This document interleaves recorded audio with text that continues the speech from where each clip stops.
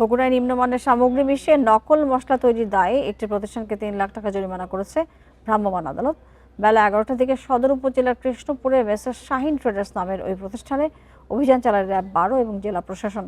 গোপন সংবাদের ভিত্তিতে চালানো এই অভিযানে কারখানাটির ভেতরে জিরার সাথে ক্ষতিকর এবং নিম্নমানের উপকরণ মেশানোর প্রমাণ পায় আইনশৃঙ্খলা বাহিনী। এ সময় বিপুল পরিমাণ ভেজাল মশলা ও নকল মোড়ক জব্দ করা হয়। নির্বাহী ম্যাজিস্ট্রেট জানান, প্রতিষ্ঠানটি ভারতীয় নামী ব্র্যান্ডের মোড়ক ব্যবহার করে এসব নকল মশলা বাজারজাত করার পরিকল্পনা করছিল। অভিযানে র্যাব সদস্য এবং জেলা প্রশাসনের কর্মকর্তারা উপস্থিত ছিলেন।